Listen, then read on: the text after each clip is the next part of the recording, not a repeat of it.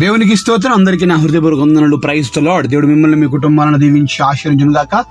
ఈరోజు దేవుడు మనందరి కొరకు అందిస్తున్న చక్కటి అద్భుతమైన వాక్య సందేశం యెషయా గ్రంథము 51వ అధ్యాయం 11వ వచనం. యెహోవా విమోచించిన వారు సంగీతనాదముతో సియోనునకు తిరిగి వచ్చెదరు. నిత్య సంతోషము వారి తలల మీద ఉండును. వారు సంతోషానందము గలవారగుదురు. దుఃఖమును నిట్టూర్పును తొలగిపోవును.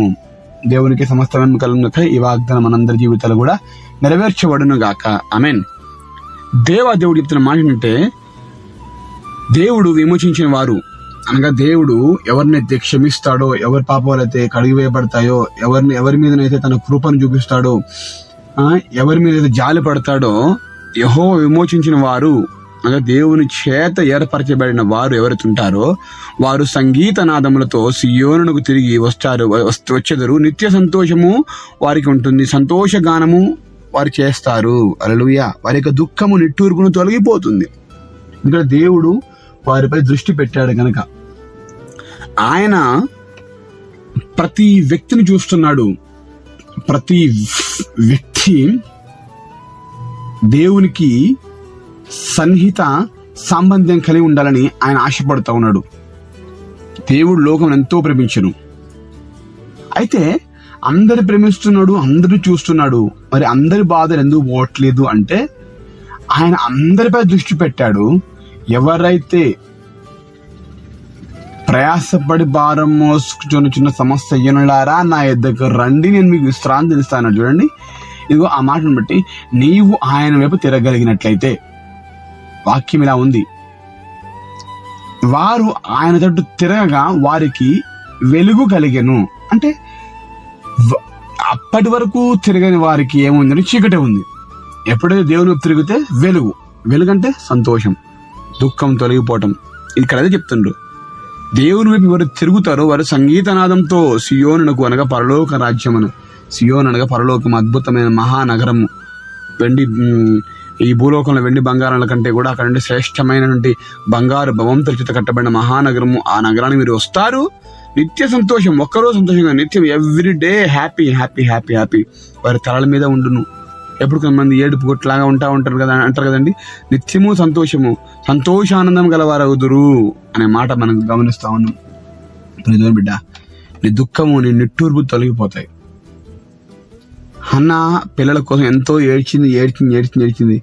నిట్టూర్పు విడిచిందంట. బైబిల్ చెప్తా ఉంది, నిట్టూర్పు విడిచింది. దేవుని సన్నిధిలో చేయబడిన ప్రార్థన ద్వారా, దేవుడు మాట్లాడిన మాట ద్వారా ఒకటే భావించింది. ఏమనంటే దేవుడు నాకు ఇస్తాడు అనేటి ఒక నమ్మకంతో ముందుకెళ్ళింది. నాట నుండి ఇక దుఃఖముఖిగా ఉండటం మాననుంది. మరి దేవుడు మాట్లాడిన తర్వాత కూడా ఏడిస్తే, దేవుడు మాట్లాడిన తర్వాత దుఃఖపడుకుంటుంటే దానికి ప్రయోజనం ఉండదండి.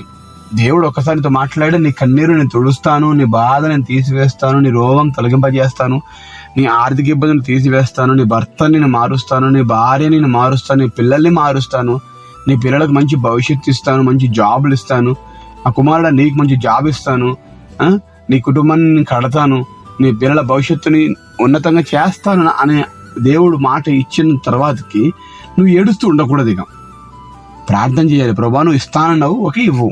సంతోషం, నమ్మకంతో, విశ్వాసం, నిరీక్షణతో ప్రార్థన చేయడమే తదుపరి. ప్రియ దేవుని బిడ్డలారా, దేవుడు మాట్లాడిన తర్వాతకి మనము దాని గురించి చింతపడకూడదు, విచారించకూడదు. దేవుడు ఉన్నాడని ఆయన వాగ్దానాన్ని బట్టి నమ్మి మనం ముందుకు సాగాలంతే. ప్రియ దేవుని కుమారుడా, కుమార్తె, నువ్వు ఈరోజు ఏ సమస్య, ఏ బాధతో, కష్టంతో, దిగులుతో, ఒంటరితనంతో ఉన్నావేమో, కానీ నా దేవుడు ఇస్తున్న మాట, నీ దుఃఖము, నీ నిట్టూర్పు తొలగిపోతుంది. ఎంత గొప్ప మాట అండి. తొలగిపోతుంది. చాలా మంది ఏడవ మాకు, బాధపడకు, నీకు మంచి రోజులు వస్తాయిలే అని చాలా మంది మనుషులు చెప్తారు. అరే ఆ మనుషులు చెప్పినప్పుడు అది జరుగుతుందా అండి? జరగదు. కానీ దేవుడు చెప్తే జరిగి తీరుతుంది పక్కా 100%.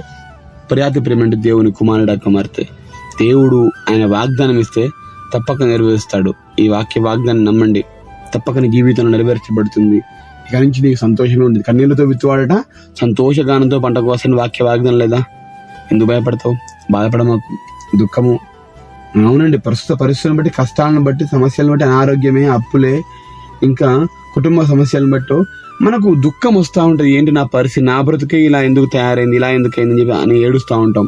కానీ దేవుడు మాటిస్తున్నాడు, దేవుడి చేత ఎవరైతే విమోచించబడతారో వారు నిత్య సంతోషం ఉంటుంది. ఒకరోజు ప్రతినిత్యం ఎవ్రీడే హ్యాపీగా ఉండగలుగుతారు. దేవుని వాగ్దానం అంత గొప్పదండి. మనుషులు నమ్మితే ఏడుపే ఉంటుంది, కానీ దేవుని నమ్మితే సంతోషం ఉంటుంది. కనుక ఈ మాట్లాడినప్పుడు దేవుని బిడ్డారా, మనందరి జీవితాల్లో గొప్ప సంతోషము, ఆనందము, ఆశీర్వాదాన్ని పొందుకోవాలన్నట్లయితే ఈ వాగ్దానం బట్టి ప్రార్థన చేసుకుందాం. ప్రార్థన ద్వారా దేవుని కార్యమని చూడగలుగుతాం. ప్రార్థన. మహాగండ పరిశుద్ధుల ప్రేమ గల తండ్రి, వందనాలు. మీ దుఃఖము నిట్టూర్పు తొలగిపోతుంది, నిత్య సంతోషం మీకు కలుగుతుందని మాటిస్తున్నావు. నిజమే, ప్రస్తుత పరిస్థితిని బట్టి మా అందరికీ ఇలాంటి దుఃఖము, సమస్యలు, అనారోగ్యాలు ఇవి వస్తున్నాయి ప్రభువా. మరి వాటన్నిటి నుంచి నువ్వు మాటిస్తున్నావు, నేను తీసివేస్తాను, మంచి ఆరోగ్యాన్ని క్షేమాన్ని ఇస్తాను మాటిస్తున్నావు. నీ మాటను బట్టి మేము సంతోషంగా ముందు సాగి గొప్ప కృపభాగ్యం మాకు దయచేయమని యేసు నామములో కృతజ్ఞతతో అడిగి వేడుకొని పొందుకొంచున్నాం తండ్రి. ఆమేన్.